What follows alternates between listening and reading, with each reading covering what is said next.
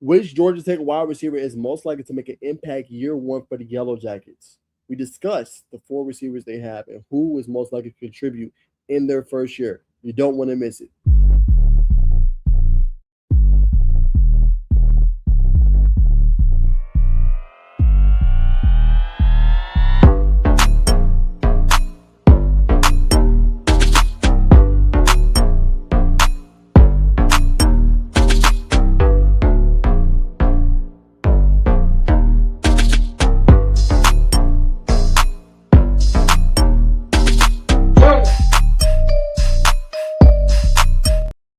All right, what's going on, everybody, man? Welcome back to the show, man. Got a dandy for you guys today. We're looking at freshman wide receivers, okay? The article came out earlier today on Georgia Tech on SI that sold the wide receiver room with everything they have going on. But I'm going to tell you why these 3 wide receivers could be the major difference, right? But I'm not saying all of them will contribute, right? I named 3 players that could be, but to me, there's going to be a special one that I think could be the guy for them to most likely make the impact. But before we begin, make sure you guys like, comment, subscribe, hype the video, comment more video ideas you guys want me to do using the hashtag NajeeWoke. You guys comment some ideas. I'm going to do that for y'all as soon as I get back, man, from Charlotte. I will be in Charlotte tomorrow and Thursday for Georgia Tech, okay? So let's go ahead and get into it, and let's talk about the first player I think could make an impact, right?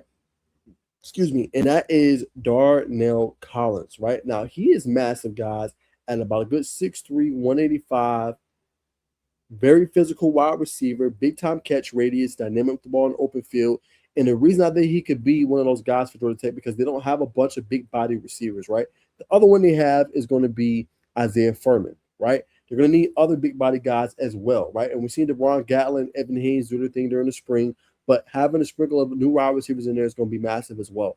Collins is a guy you can trust in the red zone. You can put him in certain packages, and he can make an impact early on, right? Remember, we've seen years past, guys stepping up, getting big time catches, right? And it might not be, okay, he's going to have a 500-yard season or 400-yard season, but he could be a guy that has, 13 catches, 10 plus catches, 200 yards, a couple TDs, right? An area Georgia Tech struggled in was the red zone. They're going to need players in order to be able to do that and help in that area. I think with his frame, his stature, his strength, him coming in the summer, him building his body, he could be one of those guys with the height and the strength that he has in order to make a difference early on for Georgia Tech coming in, okay? So that is number one. Darnell Collins is going to be one to continue to watch, okay?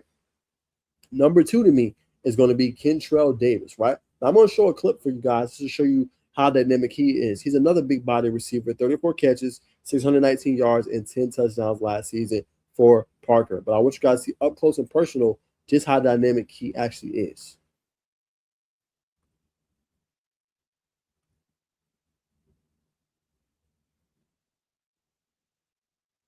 So as you guys see, and it's going to probably loop, I'm pretty sure, but big time play. Parker nearly pulled off this comeback against Hoover, but you see how dynamic he is with the ball, right? Right here, just being able to be a vertical threat, gets the defender, falls asleep, breaks away. So his ability is interesting too, right? Obviously, Collins can do this as well. But what I like about Kentrell is he's probably one of the more complete receivers they got, obviously, in this class, right? And one-on-one, as you guys saw, he's a problem, right? Another guy that has a big time catch radius, can make different plays, do different things, and be a major difference maker. But I like the most how dynamic he is after the catch, right? He gives me that vertical threat down the field, even with his size of 6'3", right? Because he can stretch the defense, he can run crisp routes, and his ability to break away from guys. I think that's what makes Kentrell Davis very, very likely, obviously, to be one of those candidates to break loose. I was impressed. In that game I saw of him against Hoover, 5 catches, 91 yards, and he had a touchdown as well, right? This is nothing new for Kentrell Davis. He does this, and he does it at a high level, right? Playing out of Birmingham. So he trains a lot, right mentality. In the spring, we've seen him a little bit early on. So I'm sure that obviously, I don't know what happened, but they see him as frequently as the other spring went on. But if he can carve out a role and have a strong fall camp, he's another guy, along with Collins, who can make a difference early on in his career, Darnell Collins. But Kentrell's going to be one to watch because they like him a lot. It'll be very interesting to see what he's going to be able to do. But the kid is dynamic, and they got him for a reason. All right? So I talked about kind of this Darnell being the red zone guy. This is the take it off the top type of a guy. Deep threat, great route runner, breakaway ability in the open field. Very interesting to see what kind of role he can carve out. Probably going to have to get a little bit bigger, right, before the season starts. But as we've seen with Jordan Allen, wasn't the biggest guy, but he found a way to make an impact. So when he gets his opportunities, Kentrell's going to have to be one that makes that impact. Okay? So that's number 2. Number 3. Now, I think this guy, probably the most explosive of those 3 that I mentioned, right? Because he's a guy, he can take punt returns, kick returns, and he only needs a sliver of space before he breaks away and makes a big time play down the field, right? Javar Gino is hard to stop. He's a guy that's very dynamic, right? Reminds you a little bit of that Jordan Allen, right? And that might be his mentor because they're probably going to be playing the same position out of the slot. But you have a guy that you can plug in there that can learn from Jordan Allen, and now Jordan Allen's kind of being the mentor instead of the mentee like he was with Malik Rutherford. He was the mentee, Malik Rutherford was the mentor, right? But the field vision, the dynamic ability, the speed, Javar Gino has stuff that you can't really teach, right? And when you have that on the field, it makes Georgia Tech that much better, right? That's gonna be interesting to see if he can gain the trust of Tim Salem, right? And maybe he could be a threat and a weapon because they haven't had always the best special teams in terms of returners, right? Very average, mediocre, but they have a guy that can flip the field for them, make big plays, and help out this offense a little bit as they try to get going in the early going. That can make a big difference. But Jafar Gino is going to be a name that people should know, should make a big impact. Now, there's 2 names on this list I did not mention. All of these 2026 that were freshmen. I didn't mention Jeremy Winston only because not that he doesn't have the ability, he's going to definitely have to put on size. I think he's about 6'2", but he's very skinny, right? Not saying you can't thrive being skinny, but it'll probably be a year of development for him before he gets on the field because you're going to have to get bigger and stronger in order to see reps time. Isaac Aborta is no longer a wide receiver for those that are asking. He is a defensive back. He's made that transition to playing cornerback / defensive back, I guess you could say. Okay, so he's no longer a wide receiver. All right. So of the ones coming in, these are the 3 to me more likely. I think Winston's going to be a development year for him. No disrespect. I just think he's going to have to go into his body. But these 3, Javar Gino, Kentrell Davis, and Darnell Collins, give me the reason to believe those could be the contributors. Now, what's the most likely one? I really think it's going to be Darnell Collins, right? But I would not be surprised to see Javar Gino carve out a role or Kentrell. Kentrell is next level as well, and he's tough to stop in the open field. Darnell gives me it because of the huge catch radius, right? Think about you, Alberto Mendoza, you're on the 30-yard line or you're on the 20-yard line.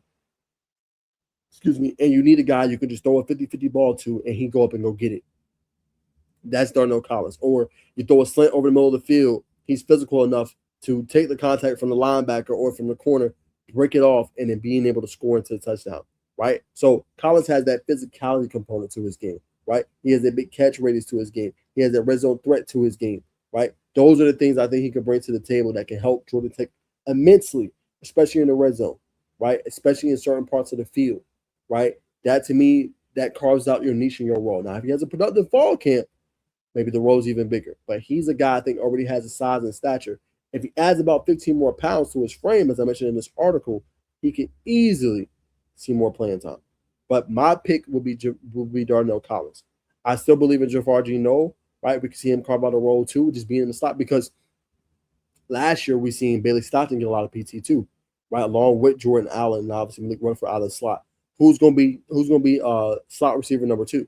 Right? We don't really have that question answer right now. Is it DeBron Gatlin, right? Or is it Jafar Gino? So I still think Gino with his speed, right, he can come in there and he can showcase, hey, I can also be a backup slot, and that can still lead to him getting some playing time on the field, right? Same with Kentrell Davis being a deep threat. He could be the Y, right? Y right behind Isaiah Furman, right? And then we can look at Darnell Collins as the X, right? So it's interesting because there's still things to work out when it comes to wide receiver. So any of these 3 guys can see the field. The most likely to me to see the field, though, will be Darnell Collins. Just my personal opinion. I could be wrong, but I think all 3 of these guys will find a way to make some kind of impact. But I think Darnell Collins is most equipped to do it and make an impact as a true freshman. All right? So appreciate you guys always tuning into the show, man. I'll be live in Charlotte, so you guys check me out. You know what I'm saying? We have some shows, different things like that we're going to be doing on the channel. I might not have the same amount of videos that I usually do. Like I've been doing Miami, I've been doing Tennessee, Auburn. I might lessen it just a little bit for those couple of days because I'm in another, you know what I'm saying, state. AC Media days, I might be a little busy, but I'm going to try to do what I can for you guys. All right? Appreciate all the love and support, man. Continue to run it up, man. Help me grow this thing, man. So, engage with me. Tell me videos you want to see, all that good stuff, man. And I plan to make videos around that. All right? Like, comment, subscribe, hype up the video, and I will see you guys in the next one. And remember, it's always, always peace and love.